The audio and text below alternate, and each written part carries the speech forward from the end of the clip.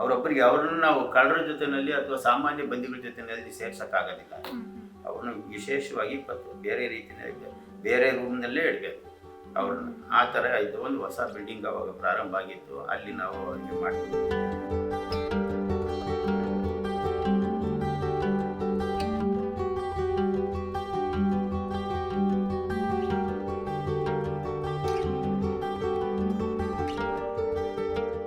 ಆಮೇಲೆ ಅವನಿಗೆ ಎಂಥ ಆಹಾರ ಊಟ ಮಾಡ್ತಾನೆ.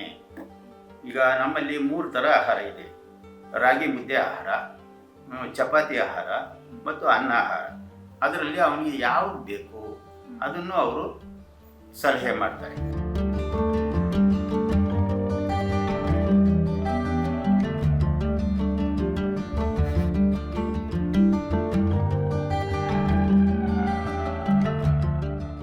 ಎಲ್ಲರಿಗೂ ನಮಸ್ಕಾರ. ನೀವು ವೀಕ್ಷಿಸ್ತಾ ಇದ್ದೀರಾ ಸಂಜೆವಾಣಿ. ನಾನು ಶ್ರುತಿ ನೀರಾಯ. ಇತ್ತೀಚಿನ ದಿನಗಳಲ್ಲಿ ರಾಜಕಾರಣಿಗಳಿರ್ಬೋದು, ಸೆಲೆಬ್ರಿಟಿಗಳಿರ್ಬೋದು, ಹೀಗೆ ಸಾಕಷ್ಟು ಜನರು ಕೂಡ ಕೆಲವೊಂದು ವಿವಾದಗಳಲ್ಲಿ ಕಾಣಿಸ್ಕೊಳ್ತಾ ಇದ್ದಾರೆ. ಎಕ್ಸಾಂಪಲ್ ನೋಡ್ಬೇಕಂದ್ರೆ ದರ್ಶನ್ ಅವರು ಕೂಡ ಅರೆಸ್ಟ್ ಆಗಿರುವಂಥದ್ದು, ಜೈಲುವಾಸವನ್ನ ಅನುಭವಿಸ್ತಾ ಇರುವಂಥದ್ದು. ಹಾಗೆ ಕೆಲವೊಂದು ರಾಜಕಾರಣಿಗಳು ಕೂಡ ಅಷ್ಟೇ ಕೆಲವೊಂದು ಕೇಸ್ಗೆ ಸಂಬಂಧಪಟ್ಟ ಹಾಗೆ ಜೈಲುವಾಸವನ್ನ ಅನುಭವಿಸ್ತಾ ಇರುವಂಥದ್ದು. ಸೊ ಹೀಗಾಗಿ ಸಾಕಷ್ಟು ಜನರಿಗೆ, ಸಾಮಾನ್ಯ ಜನರಿಗೆ ಒಂದಿಷ್ಟು ಕುತೂಹಲ ಇರುತ್ತೆ, ಅವರನ್ನ ಜೈಲಿನಲ್ಲಿ ಯಾವ ರೀತಿಯಾಗಿ ಟ್ರೀಟ್ ಮಾಡ್ತಾರೆ. ಇವೆಲ್ಲದರ ಬಗ್ಗೆ ನಮಗೆ ಸಂಕ್ಷಿಪ್ತವಾದಂತಹ ಮಾಹಿತಿಯನ್ನ ತಿಳಿಸ್ಕೊಡೋದಕ್ಕೆ ಇವತ್ತು ನಮ್ಮ ಜೊತೆ ಒಬ್ರು ಸ್ಪೆಷಲ್ ವ್ಯಕ್ತಿ ಇದ್ದಾರೆ. ಇವರು ಪರಪ್ಪನ ಅಗ್ರಹಾರ ಕಾರಾಗೃಹದ ನಿವೃತ್ತ ಮುಖ್ಯಸ್ಥರಾಗಿದ್ದಾರೆ. ಅವ್ರ ಹೆಸರು ಲಕ್ಷ್ಮೀನಾರಾಯಣ ಅನ್ನುವಂಥದ್ದು. ಸೊ ನಿಮ್ಗೆ ಗೊತ್ತಿರುತ್ತೆ, ಈ ಹಿಂದೆ ನೀವು ಇವರ ಬಗ್ಗೆ ಕೇಳಿರ್ತೀರಾ. ಇವತ್ತು ನಮ್ಮ ಜೊತೆ ಇದ್ದಾರೆ, ನಮ್ಮ ಸಂಜೆವಾಣಿ ಜೊತೆ ಮಾತನಾಡೋದಕ್ಕೆ ಬಂದಿರುವಂಥದ್ದು. ಸೊ ಅವರನ್ನ ಕಾರ್ಯಕ್ರಮಕ್ಕೆ ಫಸ್ಟ್ಗೆ ವೆಲ್ಕಮ್ ಮಾಡೋಣ. ಸರ್, ಕಾರ್ಯಕ್ರಮಕ್ಕೆ ಸ್ವಾಗತ ಸರ್. Thank you. ನನ್ನ ಹೆಸರು ಲಕ್ಷ್ಮೀನಾರಾಯಣ ಅಂತ. ನಾನು ಈ ಕಾರಾಗೃಹ ಇಲಾಖೆ, ಕರ್ನಾಟಕ ಕಾರಾಗೃಹಗಳ ಇಲಾಖೆಯಲ್ಲಿ 40 ವರ್ಷಗಳ ಸೇವೆ ಸಲ್ಲಿಸಿದ್ದೀನಿ. 2011 ಜುಲೈನಲ್ಲಿ ಇದೇ Bengaluru central jail, Parappana Agrahara Bengaluru central ಜೈಲಿಗೆ ಚೀಫ್ ಸೂಪರಿಂಟ್ ಆಗಿ, ಅಂದರೆ ಕಾರಾಗೃಹದ ಮುಖ್ಯಸ್ಥರ ಸ್ಥಾನಕ್ಕೆ ನನಗೆ ವರ್ಗಾವಣೆ ಬರುತ್ತೆ. ನಾನು ಅಂದಿನಿಂದ ಇಲ್ಲಿ ಕೆಲಸ ಮಾಡಿ 2012 ನವೆಂಬರಲ್ಲಿ ನಿವೃತ್ತಿಯಾಗಿದ್ದೀನಿ. ಸರ್, ಇನ್ನೊಂದು ವಿಚಾರದ ಬಗ್ಗೆ ನಾವು ಮಾತನಾಡಲೇಬೇಕು. ನೀವು ಇದ್ದಾಗ, ನಿಮ್ಮ ಒಂದು ಟೈಮ್ನಲ್ಲಿ, ನೀವು ಅಧಿಕಾರದಲ್ಲಿದ್ದ ಟೈಮ್ನಲ್ಲಿ ಯಾವ ರೀತಿಯಾಗಿ ಪೊಲೀಸ್ ವೈಖರಿ ಇತ್ತು, ಇವಾಗ ಎಷ್ಟು ಬದಲಾಗಿದೆ ಅನ್ನುವಂಥದ್ದು.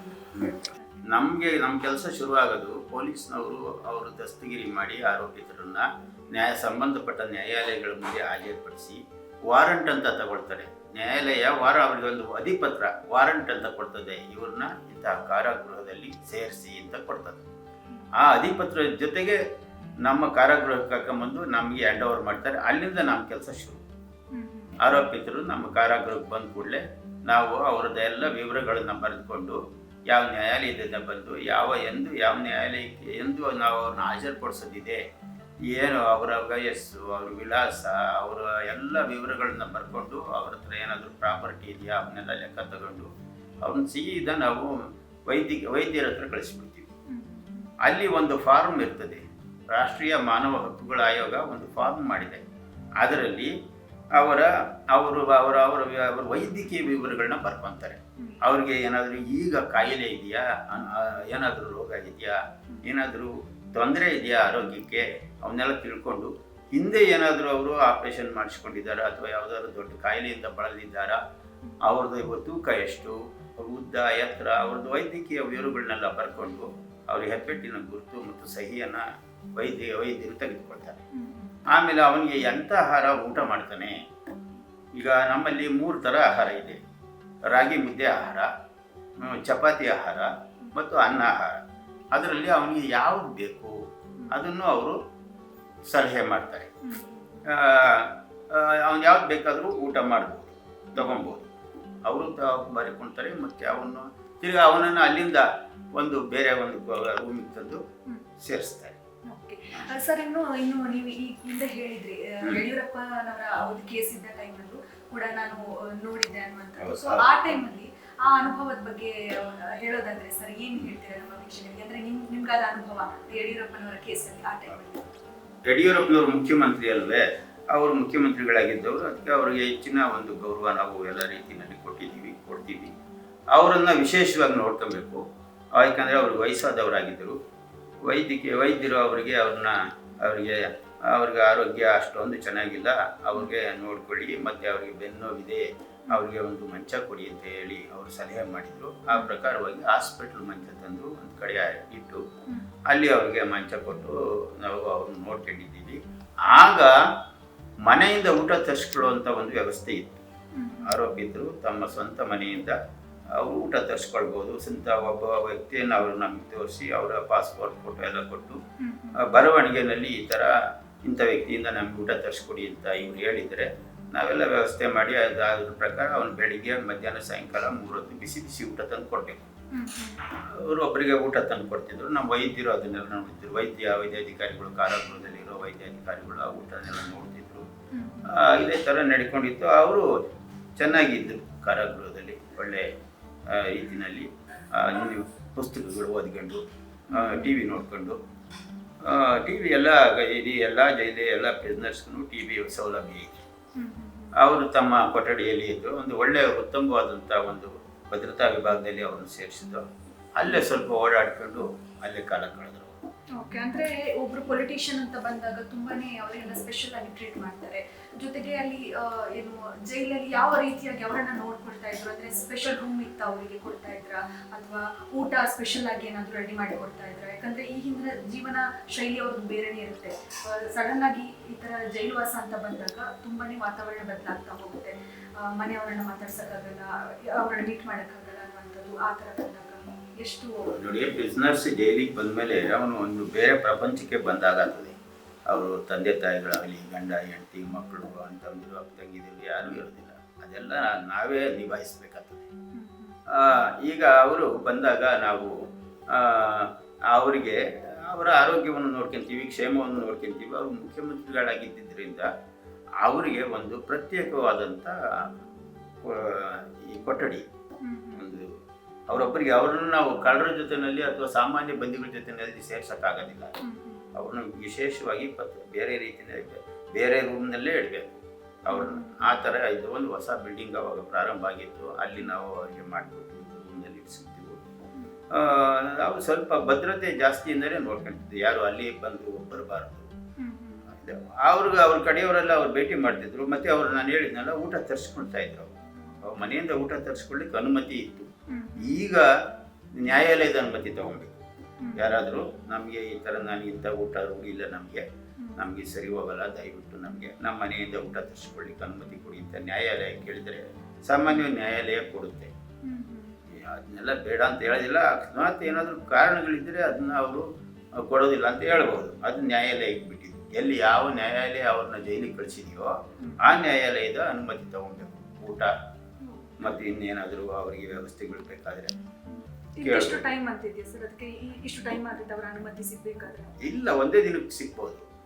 ನ್ಯಾಯಾಲಯಕ್ಕೆ ಅರ್ಜಿ ಬೆಳಿಗ್ಗೆ ಪ್ರತಿ ನ್ಯಾಯಾಲಯವು ಬೆಳಿಗ್ಗೆ ಹೊತ್ತು ಅರ್ಜಿಗಳು ತಗೊಳ್ತವೆ. ಬೆಳಿಗ್ಗೆ ಹೋಗಿ ಅಲ್ಲಿ ನ್ಯಾಯಾಲಯಕ್ಕೆ ಅರ್ಜಿ ಸಲ್ಲಿಸ್ಬಿಟ್ರೆ ಅಂಥದ್ದೆಲ್ಲ ಬೇಗ ಮುಗಿಸ್ಬಿಡ್ತಾರೆ. ಅವರು ಲೇಟ್ ಮಾಡೋಕ್ಕೆ ಹೋಗೋದಿಲ್ಲ ಅವೆಲ್ಲ. ಸರ್, ಇನ್ನೊಂದು, ನೀವು ಜೈಲರ್ ಆಗಿ ನಿಮ್ಗೆ ಆದಂತಹ ಒಂದು ಕಹಿ ಅನುಭವ, ಅಥವಾ ಇವ್ರಿಗೆ ಹಿಂಗೆ ಆಗಬಾರ್ದಿತ್ತು, ಈ ಥರ ಆಯಿತು ಅಂದರೆ ಆ ಥರ ಒಂದು ಫೀಲ್ ಇದ್ದರೆ ಅದನ್ನೊಂದು ಹೇಳ್ಕೋಬೇಕಾದ್ರೆ ಆ ಟೈಮಲ್ಲಿ ಹೇಳ್ಕೋಬೋದಾ ಸರ್? ಒಂದು ಅನುಭವ ನಿಮಗೆ ಬಂದಿಗಳು ಅವರೆಲ್ಲ ಕಷ್ಟ ಸುಖಗಳನ್ನು ನಮ್ಮ ಹತ್ರ ಹೇಳ್ಕೊತಾರೆ. ನಾವು ವಾರಕ್ಕೆ 1 ಸಾರಿ ಅಥವಾ 2 ಸಾರಿ ಪ್ರತಿಯೊಬ್ಬ ಬಂದಿಗಳನ್ನು ನೋಡ್ತೀವಿ. ಅವರ ಬೆರಕು ಅಥವಾ ಅವ್ರು ಎಲ್ಲಿ ವಾಸ ಮಾಡ್ತಾರೆ ಅಲ್ಲಿಗೆ ಹೋಗಿ ಅಲ್ಲಿ ನೋಡಿ, ಅಲ್ಲಿ ಅವ್ರೇನಾದರೂ ಕೇಳೋದಿದ್ರು ನಮ್ಮನ್ನು ಕೇಳ್ಕೊತಾರೆ. ಅವ್ರಿಗೇನಾದರೂ ತೊಂದರೆ ಇದೆಯಾ, ಅವ್ರಿಗೆ ಜೈಲಿನಲ್ಲಿ ಏನಾದರೂ ತೊಂದರೆ ಇದ್ದರೆ, ಯಾರಾದರೂ ಅವ್ರಿಗೆ ಕಿರುಕುಳ ಕೊಡ್ತಾ ಇದ್ದಾರಾ, ಅಥವಾ ಯಾರಾದರೂ ಅವರಿಗೆ ಏನಾದರೂ ಬೆದರಿಕೆ ಅಥವಾ ಇನ್ನೇನಾದರೂ ಮಾಡ್ತಾ ಇದ್ದಾರೆ ಅಂತಂದಿದ್ರೆ ಹೇಳ್ಕೊತಾರೆ ಅವರು. ಮತ್ತು ಕೆಲವರು ತಮ್ಮ ಸ್ವಂತ ಊರಿನಲ್ಲಿರತಕ್ಕಂಥ ಕಷ್ಟಗಳು ಹೇಳ್ಕೊತಾರೆ. ಹಿಂಗೆ ಒಬ್ಬರು ಮಹಿಳಾ ಬಂದಿ, ಅವ್ರ ಮಗಳು ಊರಲ್ಲಿ ಇರ್ತಾರೆ. ಅವ್ರ ತಂದೆ ಅವ್ರನ್ನ ನೋಡ್ಕೊತಿರಲ್ಲ ಆ ಹುಡುಗಿನ. ಆ ಹುಡುಗಿ ಪಾಪ ಹಿಂಗೆ ಸಂಬಂಧಿಗಳ ಮನೆಯಲ್ಲಿ ಕೆಲಸ ಮಾಡ್ಕೊಂಡು ಕೊನೆಗೆ ಏನಾಯಿತು, ಆ ಹುಡುಗಿಗೆ HIV ಬಂದ್ಬಿಡ್ತದೆ.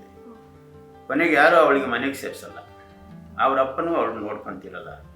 ಈ ಪೆಟ್ಟಿಗೆ ಅಂಗಡಿ ಇರ್ತಾವಲ್ಲ ಆದಿ ಬೀದಿನಲ್ಲಿ, ಆ ಪೆಟ್ಟಿಗೆ ಅಂಗಡಿ ಕೆಳಗಡೆ ಮಲ್ಕೊಳ್ತಿತ್ತು. ಅದು ಯಾರೋ ಒಬ್ರು ನೋಡಿ ಆ ಊರಿನಲ್ಲಿ ಈ ಅಮ್ಮನಿಗೆ ಬರೀತಾರೆ ಪತ್ರನ. ಆ ಅಮ್ಮ ನಮಗೆ ಪತ್ರ ತೋರಿಸಿ, ನೋಡಿ ಸರ್ ಈ ಥರ ತೊಂದರೆ ಆಗಿರ್ತದೆ, ನನ್ನ ಮಗಳು ನೋಡ್ಬೇಕು ನಾನು ದಯವಿಟ್ಟು ಏನಾದರೂ ಮಾಡಿ ಕಳಿಸ್ಕೊಡಿ ಅಂತ. ಆವಾಗ ನಾನು ಅಲ್ಲಿ ಒಂದು NGO ಅಂದರೆ ಸೇವೆಗೆ ಬಂದಿರ್ತಾರೆ ಕಾರಾಗೃಹಕ್ಕೆ ಕೆಲವರು, ಒಬ್ಬರು ಅವರು ಅನಾಥಾಶ್ರಮ ಇಟ್ಕೊಂಡು ಇರ್ತಕ್ಕಂಥದ್ದವರು, ಗಂಡ ಹೆಂಡತಿ ಸಣ್ಣ ಮಕ್ಕಳು ಅನಾಥರನ್ನು ನೋಡ್ಕೊಂಡಿರುವಂಥವ್ರು. ನಾನು ಕರೆಸಿ ನೋಡಿ ಈ ಥರ ಆಗಿಬಿಟ್ಟಿದೆ, ಏನಾದರೂ ಹೆಲ್ಪ್ ಮಾಡಿ ಅಂತ ಹೇಳಿದೆ. ಆಗಲಿ ಸರ್, ನೀವು ಅಲ್ಲಿ ಪೊಲೀಸ್ ಸ್ಟೇಷನ್ಗೆ ಒಂದು ಲೆಟ್ರ್ ಕೊಡಿ, ಮತ್ತು ಇದು ಕಾರ್ನಲ್ಲಿ ಹೋಗಿ ಬರೋಕ್ಕೆ ಖರ್ಚು ಬೇಕಾಗುತ್ತೆ ನಮಗೆ, ನಾನು ಸ್ವಲ್ಪ ಹಾಕ್ಕೊತೀನಿ, ನೀವು ಸ್ವಲ್ಪ ಕೊಡಿ ಅಂದರು. ಆವಾಗ ನಾವು ಒಂದು ಸ್ವಲ್ಪ ಅವರು ಒಂದು ಸ್ವಲ್ಪ ಹಾಕ್ಕೊಂಡು ಇಲ್ಲಿಂದ ಕಾರ್ ಮಾಡಿ ಕಳಿಸಿ ಆ ಹುಡುಗಿನ ಇಲ್ಲಿ ಕರೆಸಿದ್ರು. ಪೊಲೀಸ್ ಸ್ಟೇಷನ್ಗೆ ಲೆಟ್ರ್ ಕೊಟ್ಟಿದ್ದು, ಈ ಥರ ಕರ್ಕೊಂಡ್ಬರ್ತಾರೆ, ನಿಮ್ಗೆ ಗೊತ್ತಿರಲಿ ಅಂತ ಹೇಳಿ. ಸರಿ, ಆ ಹುಡುಗಿನ ಕರ್ಕೊಂಡ್ಬರ್ತಾಳೆ. ಪಾಪ ಇವಳಿಗಿಂತ ಅತಿ ಜಿರ್ಲೆ ಆದಂಗೆ ಆಗ್ಬಿಟ್ಟಿದೆ. ಅಷ್ಟೇ ಯಾಕೆಂತಂದರೆ ಅವಳು ಕಷ್ಟಪಟ್ಟಿದ್ದು, ಯಾರು ಅವಳು ನೋಡ್ಕೊಳ್ಳೋರೇ ಇಲ್ಲ ಅಲ್ಲಿ, ಅನಾಥೆ. ಆಮೇಲೆ ಅವಳನ್ನು ಅದೇ ಜನಕಿಸ್ಟ್ ಮಿಷನರಿ ಅವರು ಅವರ ಹಾಸ್ಟೆಲ್ನಲ್ಲೇ ಆ ಅಮ್ಮನ್ನ ಇರಿಸಿದ್ರು. ಬಂದು ಮಾತಾಡ್ಕೊಂಡು ಹೋದ್ರು ಅಷ್ಟೊತ್ತಿಗೆ. ಆಮೇಲೆ HIV ಅವರೆಲ್ಲ ಟ್ರೀಟ್ಮೆಂಟ್ ಕೊಡಿಸಿದ್ದಾರೆ ಹಾಸ್ಪಿಟ್ಲಲ್ಲಿ. ಆದರೂ ಆ ಹುಡುಗಿ ಉಳಿಲಿಲ್ಲ. ಸುಮಾರು 1 ತಿಂಗಳು 2 ತಿಂಗಳ ನಂತರ ಅವಳು ತೀರೋಯ್ತು. ಅವಳ ಅಂತ್ಯ ಸಂಸ್ಕಾರಕ್ಕೂ ಕೂಡ ನಾವು ಈ ಬಂದಿನ ತಾಯಿ ಅವಳನ್ನು ರಜಾ ಕೊಟ್ಟು ಕಳಿಸಿದ್ರು. ಅಂತ್ಯ ಸಂಸ್ಕಾರಕ್ಕೂ ವ್ಯವಸ್ಥೆ ಮಾಡಿದ್ರು. ಇದೆಲ್ಲ ಮುಗಿಸ್ಕೊಂಡು ಮತ್ತೆ ಬಂದು ಅವಳು ಸರ್ಕಾರ ಬಿಡುಗಡೆ ಆದಾಗ ಬಿಡುಗಡೆ ಆಗಿದ್ದಾರೆ. ಸೊ ಇಂಥ ಕಷ್ಟಗಳು ನೋಡ್ತೀವಿ. ಕೆಲವು ಸಾರಿ ಇವರು ರಜಾ ಇದು ಅಡ್ಮಿಷನ್ ಬರುವಾಗ ಮಕ್ಕಳ ಜೊತೆಗೆ ಬಂದಿರ್ತಾರೆ, ಹೆಂಡತಿ ತಗೊಬಿಟ್ಟಿರ್ತಾರೆ, ಹೆಂಡತಿ ನೋಡೋದು ಸಾಯಿಸ್ಬಿಟ್ಟಿರ್ತಾರೆ. ಸಣ್ಣ ಚಿಕ್ಕ ಮಕ್ಕಳು ಇರ್ತಾರೆ, ಅವ್ರು ಏನು ಮಾಡಬೇಕು, ಅವರು ಅಪ್ಪನ ಜೊತೆಗೆ ಬಂದುಬಿಟ್ಟಿರ್ತಾರೆ. ಏನಪ್ಪ ಮಾಡೋದು, ನಮಗೆ ತಲೆನೋವು ಆಗ್ತದೆ. ಒಳಗಡೆ ಸೇರ್ಸಂಗಿಲ್ಲ ಜೈಲೊಳಗೆ, ಹೊರಗಡೆ ಇಲ್ಲಿಡೋದು, ನಮ್ಮನೆಗೆ ಇಟ್ಕೊಳ್ಳೋಕ್ಕಾಗೋದಿಲ್ಲ. ಆಮೇಲೆ ಯಾರನ್ನಾದ್ರೂ ಹಿಂಗೆ ಸಂಸ್ಥೆಗಳು ಸಾರ್ವಜನಿಕರ ಭೇಟಿ ಮಾಡಿ ಅವ್ರನ್ನ ಎಲ್ಲಾದರೂ ಸೇರಿಸೋಕ್ಕೆ ವ್ಯವಸ್ಥೆ ಮಾಡ್ತೀವಿ. ಸರ್ಕಾರದ ಸಂಸ್ಥೆಗಳಿಗೆ ಅವರು ಸೇರಿಸ್ತಾರೆ. ಆಮೇಲೆ ಆ ಮಕ್ಕಳನ್ನ, ಅನಾಥ ಮಕ್ಕಳನ್ನ ಸಂಸ್ಥೆಗಳಿದ್ದಾವೆ ಸರ್ಕಾರದ, ಅಲ್ಲಿಗೆ ಸೇರಿಸ್ತೀವಿ, ವ್ಯವಸ್ಥೆ ಮಾಡ್ತೀವಿ. ಇಂಥವು ಬೇಕಾದಷ್ಟು ಬರ್ತವೆ. ಒಂದು ಸಾರಿ ನಾವು ಗಾಂಧಿನಗರ ಜೈಲಿನಲ್ಲಿದ್ದಾಗ ಒಬ್ಬ ಹುಡುಗ ಭಾಳ ಹೊಟ್ಟೆ ನೋಡ್ತದೆ ಸರ್, ನನಗೆ ಟ್ರೀಟ್ಮೆಂಟ್ ತಗೊಳ್ತಾ ಇದ್ದೀನಿ, ಏನೂ ಆಗಿಲ್ಲ, ಇವತ್ತು ನನಗೆ ಪ್ರಾಣ ಹೋಗುವಂಥ ಪರಿಸ್ಥಿತಿ ಬಂದ್ಬಿಟ್ಟದೆ ಅಂತ ಬಂದ. ಅವನು ಕನ್ನಡ ಚಳುವಳಿಗಾರ. ನನಗೆ ಯಾಕೋ ಅನ್ನಿಸ್ತು, ಏನು ಭಾಳ ಸೀರಿಯಸ್ ಇರೋಂಗೆ ಕಾಣ್ತದೆ, ಸ್ವಲ್ಪ ಹೆಲ್ಪ್ ಮಾಡೋಣ ಅಂತ ನಮ್ಮ ಕಾರಾಗೃಹ ಸಿಬ್ಬಂದಿನೇ ಕಳಿಸಿ ಹಾಸ್ಪಿಟ್ಲಲ್ಲಿ ಅಡ್ಮಿಟ್ ಮಾಡಿದೆ ಅವನ್ನ, ವಿಕ್ಟೋರಿಯಾ ಹಾಸ್ಪಿಟಲ್ನಲ್ಲಿ. ಅವನಿಗೆ ಆಪ್ರೇಷನ್ ಮಾಡಿ 1/2 ಲೀಟ್ರು ಕೀವು ತೆಗೆದ್ರು. ಹೊಟ್ಟೆಗೆ ಅವ್ರು ಹೊಡೆದಿದ್ರಲ್ಲ, ಹೊಟ್ಟೆಗೆ ಫಿಸ್ಟ್ ಮಾಡ್ತಾರೆ ನೋಡಿ, ಹೊಟ್ಟೆಗೆ ಹಿಂಗೆ ಆ ಏಟುಗಳು ಅವನಿಗೆ ಬಿದ್ದಿತ್ತು. ಬದುಕೊಂಡ. ಸುಮಾರು 15 ದಿನ ಆದಮೇಲೆ ಬಂದ ಜೈಲಿಗೆ ವಾಪಸ್ ಬಂದು ನಮಸ್ಕಾರ ಮಾಡಿ, ನಾನು ಇಲ್ಲ ಸರ್, ನನ್ನ ಜೀವ ಉಳಿಸಿದ್ದೀರ ಅಂತ ಹೇಳಿದೆ. ಇಂಥವೆಲ್ಲ ಬೇಕಾದಷ್ಟು ನಾವು ಸಹಾಯ ಮಾಡ್ತೀವಿ. ಎಷ್ಟೊಂದು ಚಾಲೆಂಜಸ್ ಇದು ಜೈಲರಾಗಿ ನಿಮಗೆ ಎಷ್ಟು ಚಾಲೆಂಜ್ ಆಗಿತ್ತು ಆ ಸಿಚುವೇಶನ್ ಎಲ್ಲ ನೀವು ನೋಡಿದಾಗ, ಕೆಲವೊಬ್ಬರ ಕಣ್ಣೀರು ನೋಡಿದಾಗ, ಅವರ ಫ್ಯಾಮಿಲಿ ಅಳಲು ನೋಡಿದಾಗ ಎಷ್ಟೊಂದು ಚಾಲೆಂಜ್ ಆಗಿ ತಗೊಂತಾ ಇದ್ರಿ ಜೊತೆಗೆ, ಹಿಂಗೆ ಅದನ್ನ ಮುಂದುವರಿಸ್ತಾ ಇದ್ರಿ. ಅಷ್ಟೇ ಅಲ್ಲ, ಅದರಲ್ಲಿ ಏನಾಗ್ತದೆ ಅಂತಂದರೆ ಕೆಲವರು ಹೊಡೆದಾಡ್ತಾರೆ. ಇಲ್ಲಿ ನಮಗೆ ಈ ಭದ್ರತೆ, ನಾವು ಭದ್ರತೆ ನೋಡಬೇಕು. ಭದ್ರತೆ ಅಂದರೆ ಅವ್ರು ಎಸ್ಕೇಪ್ ಆಗಬಾರ್ದು, ಯಾರಿಗೂ ಹೊಡೆಯಬಾರ್ದು, ಅವರು ಆತ್ಮಹತ್ಯೆ ಮಾಡ್ಕೊಬಾರ್ದು. ಇದು ಭದ್ರತೆ ಅಂತಂತಂದರೆ ಬೇರೆಯವ್ರು ಯಾರಿಗೂ ತೊಂದರೆ ಕೊಡಬಾರ್ದು. ನೈರ್ಮಲ್ಯತೆ, ಅವ್ರ ಬಾಡಿ, ಅವರ ಏರಿಯಾ, ಅವರು ಇರೋ ವಾಸ ಮಾಡೋ ಜಾಗ ಸ್ವಚ್ಛತೆ ಎಂದು ಹೇಳಬೇಕು. ಶಿಸ್ತು, ಬೆಳಿಗ್ಗೆ ಹೇಳೋದಾಗಲಿ, ಅವನು ಇಡೀ ಜೀವನ ಬೆಳಿಗ್ಗೆ ಜೈಲಿನಲ್ಲಿ ಕಳೆಯೋದಾಗಲಿ ಶಿಸ್ತಾಗಿ ಜೀವನ ಮಾಡಬೇಕು, ಸಮಯಕ್ಕೆ ಸರಿಯಾಗಿ. ಅವನು ಏನಾದರೂ ಕಾರಾಗೃಹದಲ್ಲಿ ಎಲ್ಲಾದರೂ ಕೆಲಸ ಮಾಡೋದಾದರೆ ಅಲ್ಲಿ ಸರಿಯಾಗಿ ಕೆಲಸ ಮಾಡಬೇಕು. ಮತ್ತು ಇವಾಗ ಇದು ರಿಫಾರ್ಮೇಷನ್ ಬಗ್ಗೆ ನಾವು ಎಷ್ಟೋ ನಮ್ಮಲ್ಲಿ ಬಿಡುಗಡೆ ಆದವರಿಗೆ ಸಂಘ ಸಂಸ್ಥೆಗಳಿಂದ ಸಾಲ ಕೊಡಿಸೋದು, ಬ್ಯಾಂಕ್ಗಳಿಂದ ಸಾಲ ಕೊಡಿಸೋದು, ಇದೆಲ್ಲ ಪ್ರಯತ್ನ ನಡೆದವೆ ಹಿಂದೆ. ಇದಕ್ಕೆಲ್ಲ ನಾವು ವ್ಯವಹಾರ ಮಾಡ್ತೀವಿ. ನಮ್ಮಲ್ಲಿ ಮುಖ್ಯವಾಗಿ ಏನಪ್ಪ ಅಂತಂತಂದರೆ ಶಿಸ್ತು ಮೇಂಟೈನ್ ಮಾಡಿ, ಶಿಸ್ತು ಶಾಂತಿ. ಕಾರಾಗೃಹ ಶಾಂತಿಯಿಂದ ಇರಬೇಕು, ಶಿಸ್ತಾಗಿರ್ಬೇಕು. ಸಮಯಕ್ಕೆ ಸರಿಯಾಗಿ ಊಟ ಕೊಡೋದು, ಸಮಯಕ್ಕೆ ಸರಿಯಾಗಿ ಕಾರ್ಖಾನೆಗಳು ನಡೆಸೋದು, ಸಮಯಕ್ಕೆ ಸರಿಯಾಗಿ ಮುಚ್ಚೋದು, ಸಮಯಕ್ಕೆ ಸರಿಯಾಗಿ ಟ್ರೀಟ್ಮೆಂಟು. ನಮ್ಮ ಬೆಂಗಳೂರು ಕೇಂದ್ರ ಕಾರಾಗೃಹ ಏನು ಅಂದರೆ, ಇಲ್ಲಿ ಎಲ್ಲ ರಾಜ್ಯದಲ್ಲಿರೋ ಎಲ್ಲ ಜೈಲುಗಳಿಂದ 9 ಕೇಂದ್ರ ಕಾರಾಗೃಹ ಇದ್ದಾವೆ, 21 ಜಿಲ್ಲಾ ಕಾರಾಗೃಹಗಳಿದ್ದಾವೆ, ಒಂದು 20 ತಾಲೂಕು ಉಪ ಕಾರಾಗೃಹಗಳಿದ್ದಾವೆ. ಈ ಎಲ್ಲ ಕಡೆಯಿಂದ ಸೀರಿಯಸ್ ಏನಾಗಿರ್ತಾರೆ, ಏನು ಆಪ್ರೇಷನ್ ಮಾಡಿಸ್ಕೊಳ್ಳುವಂಥವ್ರು, ಕರುಳಿನ ಆಪ್ರೇಷನ್ ಆಗ್ಬೋದು, ಅಥವಾ ಎಲ್ಲೋ ಬಿದ್ದಿದ್ದು ಆಗ್ಬೋದು, ಟಿ ಬಿ ಬಂದು ಏನಾದರೂ ಅವಳಿಗೆ ಜಾಸ್ತಿ ಟಿ ಬಿ ಆಗಿ, ಇಲ್ಲಿ ಟಿ ಬಿ ಸ್ಯಾನಿಟೋರಿಯಂ ಇದೆ, Victoria hospital, Kidwai cancer hospital treatment ಬೇಕಾದರೆ, ಮತ್ತು ಇಂಥವೆಲ್ಲ ಇಲ್ಲಿ ಟ್ರಾನ್ಸ್ಫರ್ ಮಾಡಿರ್ತಾರೆ ಫಾರ್ ಪರ್ಮಿಷನ್ ತಗೊಂಡು. ಬೆಳಗಾವಿನಿಂದ, ಗುಲ್ಬರ್ಗಾದಿಂದ, ಈ ಕಾರವಾರ, ಬಳ್ಳಾರಿ ಎಲ್ಲ ಕಡೆಯಿಂದ ಬಂದು ಇಲ್ಲಿ ಸುಮಾರು 150 ಜನ ಇಂಥ ಪೇಷಂಟ್ಸ್ ಇರ್ತಾರೆ ನಮ್ಮಲ್ಲಿ. ಆಪ್ರೇಷನ್ ಆಗಿರೋರು, ಆಪ್ರೇಷನ್ ಆಗಬೇಕಾದರೂ, TB, HIV, ಕ್ಯಾನ್ಸರು, ಇಂಥ ಪೇಷಂಟ್ ಅವರೆಲ್ಲ ಇನ್ ಪೇಷಂಟ್ಸ್ಗಳಾಗಿ ನೋಡ್ಕೊತಾರೆ ಇವ್ರನ್ನ. ಡಾಕ್ಟ್ರು ಕೈ ಕೆಳಗಿರ್ತಾರೆ. ಇನ್ನೊಂದು 100 ಜನ ಮಾನಸಿಕ ಅಸ್ವಸ್ಥರು, ಏನು ಅವರು ಸರಿಯಾಗಿ ನಾರ್ಮಲ್ ಇದಿರೋದು, ಅಬ್ನಾರ್ಮಲ್ಲು, ಕೆಲಸ ಮಾಡೋದಿಲ್ಲ, ಸರಿಯಾಗಿ ಊಟ ಮಾಡೋದಿಲ್ಲ, ಎಲ್ಲ ಒಂದು ಕಡೆ ಅಡ್ಡಾಡ್ತಿರ್ತಾರೆ, ಸರಿಯಾದ ಪ್ರಶ್ನೆಗಳಿಗೆ ಉತ್ತರ ಕೊಡೋಲ್ಲ, ಅಂಥವ್ರನ್ನ ಡಾಕ್ಟ್ರು ಅದು ಒಂದು ವಿಭಾಗ ಇದೆ. ಅಲ್ಲಿ ಸುಮಾರು 100 ಜನ ಇರ್ತಾರೆ. ಸೊ ಇವರಿಗೆಲ್ಲ ಅವರು ನಮ್ಮ ವೈದ್ಯಾಧಿಕಾರಿಗಳು ಡೈಲಿ ಅವರಿಗೆ ಚಿಕಿತ್ಸೆ ನೋಡಿಕೊಂಡು, ಅವರು ಸೀರಿಯಸ್ ಏನಾದರೂ ಆದರೆ ರಕ್ತವಾಂತಿ ಮಾಡ್ಕೊಳ್ಳೋದು, ಅಥವಾ ಈ ನಾಡಿ ಮಡಿತಗಳು ಕಡಿಮೆ ಆಗಿಬಿಡೋದು ಅಥವಾ ಜಾಸ್ತಿ ಆಗೋದು, ಇಂಥವೆಲ್ಲ ಇರ್ತಾವಲ್ಲ, ತಕ್ಷಣ ನಮಗೆ ಲೆಟ್ರ್ ಕೊಟ್ಬಿಡ್ತಾರೆ. ನೋಡಿ ಇವನ್ನ ತಕ್ಷಣ ವಿಕ್ಟೋರಿಯಾ ಹಾಸ್ಪಿಟ್ಲಿಗೋ, ಜಯದೇವ ಹಾಸ್ಪಿಟ್ಲಿಗೋ ಅಥವಾ ಕ್ಯಾನ್ಸರ್ ಹಾಸ್ಪಿಟ್ಲಿಗೆ ಯಾಕೆ ಅವ್ರನ್ನ ಕಳಿಸ್ಬೇಕು ಅಂತ ಅವ್ರು ಲೆಟ್ರ್ ಕೊಡ್ತಾರೆ. ತಕ್ಷಣ ನಾವು ಅದನ್ನ ಎಮರ್ಜೆನ್ಸಿ ನಮ್ಮ ಆಂಬ್ಯುಲೆನ್ಸ್ ವ್ಯಾನಲ್ಲಿ ಕಳಿಸ್ಬಿಡ್ತೀವಿ. 3-4 ಆಂಬ್ಯುಲೆನ್ಸ್ ವ್ಯಾನ್ಗಳು ನಮಗೆ ಕೊಟ್ಟಿರ್ತಾರೆ. ಯಾಕೆಂದರೆ ಇಲ್ಲಿ 5,000 ಜನ ಸಾಮಾನ್ಯವಾಗಿ ಸರಾಸರಿ ಇರ್ತಾರೆ. 5,000 ಜನದಲ್ಲಿ ಸುಮಾರು 2,000 ಖೈದಿಗಳು, ಶಿಕ್ಷೆ ಆದವರು, ಇನ್ನು 3,000 ವಿಚಾರಣಾ ಬಂಧಿಗಳು, ಉಗ್ರಗಾಮಿಗಳು, ಸ್ಥಾನಬದ್ಧತೆ ಕೈದಿಗಳು, ಡಿಟೆನ್ಷನ್ನಲ್ಲಿರುವಂಥವು, ಇಂಥವೆಲ್ಲ ಇರ್ತವೆ. ಎಲ್ಲ ಇಷ್ಟು ಜನದಲ್ಲಿ ನಮಗೆ ಸಾಮಾನ್ಯ ವಾರಕ್ಕೆ 1-2 ಎಮರ್ಜೆನ್ಸಿ ಬಂದೇ ಬರ್ತವೆ. ಯಾವುದೋ ಒಂದು ಟೈಮ್ನಲ್ಲಿ ಹಗಲಾಗ್ಬೋದು, ರಾತ್ರಿ, ಅವ್ರಿಗೆ ನಾವು ತಕ್ಷಣ ಚಿಕಿತ್ಸೆ ಕೊಡಿಸ್ಲಿಕ್ಕೆ ಅಡ್ಮಿಟ್ ಮಾಡಿ, ಕೆಲವು ಸಾರಿ ಆಪ್ರೇಷನಲ್ಲೇ ಮಾಡ್ತಾರೆ, ವಿಕ್ಟೋರಿಯಾದಲ್ಲಿ ಮಾಡ್ತಾರೆ. ಇವೆಲ್ಲ ನಾನು ಹೇಳಿದ್ನಲ್ಲ ಹಾಸ್ಪಿಟಲ್ಗಳು, ಅಲ್ಲೆಲ್ಲ ಟ್ರೀಟ್ಮೆಂಟಿಗೆ ಸೇರಿಸ್ತೀವಿ. ಅಲ್ಲಿ ನಾವು ಪೊಲೀಸ್ ವ್ಯವಸ್ಥೆ ಮಾಡಿಬಿಡ್ತೀವಿ. ನಮ್ಮ ಪೊಲೀಸ್ ಇಲಾಖೆಯಿಂದ ಸಿಟಿ ಆರ್ಮ್ಡ್ ರಿಸರ್ವ್ ಅಥವಾ ಅವ್ರನ್ನೇ ಕಳಿಸೋದು, CR ಅಂತ, ಸಿಟಿ ಆರ್ಮ್ಡ್ ರಿಸರ್ವ್ ಕಂಟಿಂಜೆಂಟಿಂದ ಅವ್ರಿಗೆ ತಕ್ಷಣಕ್ಕೆ ನಾವೇ ಹೋಗ್ಬೇಕು, ನಮ್ಮ ಸಿಬ್ಬಂದಿನೇ ಹೋಗ್ಬೇಕು. ನಾವು ಅವ್ರು ಬರೋರು ಕಾಯೋಕ್ಕಾಗಲ್ಲ. ಡಾಕ್ಟ್ರು ಲೆಟ್ರ್ ಕೊಟ್ಟು ಕೂಡಲೇ ಇವನು ಹಾಸ್ಪಿಟ್ಲಿಗೆ ಹೋಗ್ತಾ ಇರ್ಬೇಕು, ಅಡ್ಮಿಷನ್ ಮಾಡಿಬಿಡ್ತೀವಿ ಇಮಿಡಿಯೇಟ್. ಕೆಲವರು ಹಾಸ್ಪಿಟ್ಲಲ್ಲಿ ಸತ್ತೇ ಹೋಗ್ತಾರೆ. ಈ ಥರ ನಾವು ಇವೆಲ್ಲ ನಮಗೆ ಚಾಲೆಂಜಸ್.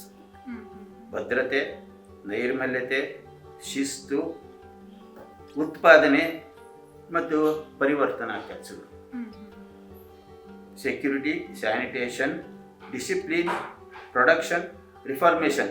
ಈಗ ಇನ್ನೊಂದು ಸೇರ್ಕೊಂಡೈತಿ ಇವಾಗ ರಿಹ್ಯಾಬಿಲಿಟೇಷನ್ ಅಂತ. ಬಿಡುಗಡೆ ಆದಮೇಲೆ ಅವನು ಎಲ್ಲಾದರೂ ಒಂದು ಕೆಲಸಕ್ಕೆ ಕೆಲಸ ಮಾಡುವಂಥ ಸ್ಥಿತಿ ಅವನಿಗೆ ತರಬೇಕು. ಸಂಘ ಸಂಸ್ಥೆಗಳಿದ್ದಾವೆ, ದೇವರಾಜ ಅರಸು ಅಭಿವೃದ್ಧಿ ಸಂಸ್ಥೆ ಅಂತೆ, ಮತ್ತು ಈಗ ಮೊನ್ನೆ ಗಲಾಟೆ ಆಗಿದ್ದಲ್ಲ, ಯಾವ ವಾಲ್ಮೀಕಿ ಅಭಿವೃದ್ಧಿ ಸಂಸ್ಥೆಗಳು, ಇಂಥವೆಲ್ಲ ಇದ್ದಾವೆ. ನಾವು ಅವರಿಗೆಲ್ಲ ಇವರಿಗೆ ಲೆಟ್ರ್ ಕೊಟ್ಬಿಡ್ತೀವಿ. ನಮ್ಮ ನೋಡಿ ಬಂದು ಇಂಥ ಕಡೆ ನಮ್ಮ ಜೈಲಿನಲ್ಲಿ ಇಂಥ ಕೆಲಸ ಕಲ್ತಿದ್ದಾನೆ, ಅವನಿಗೆ ತಾವು ಏನಾದರೂ ಸಹಾಯ ಮಾಡಿ ಅವನು ಈ ಕೆಲಸವನ್ನು ಮುಂದುವರಿಸಲಿಕ್ಕೆ ಅವಕಾಶ ಕೊಡಿ. ಮತ್ತು ಅವನು ಬಂದು, ಇಲ್ಲ ಸರ್ ನಮ್ಮ ಬ್ಯಾಂಕಿಗೆ ಒಂದು ಲೆಟ್ರ್ ಕೊಟ್ಬಿಡಿ ಸರ್, ನಾವು ಅಲ್ಲೇ ಸಾಲ ತಗೊಂಡು ಮಾಡ್ತೀವಿ. ಈಗ ಏನೋ ಮುದ್ರಾ ಅಂತ ಬಂದಿದೆ, ಇನ್ನು ಏನೇನು ಭಾಳ ಸಾಲಗಳು ಇವಾಗ ಸುಲಭನಾಗಿ ಸಿಗ್ತವೆ. ಅವೆಲ್ಲ ನಾವು ಲೆಟ್ರ್ ಕೊಟ್ಟು ಅವನು ಮುಂದೆ ರಿಹ್ಯಾಬಿಲಿಟೇಷನ್, ಪುನರ್ವಸತಿ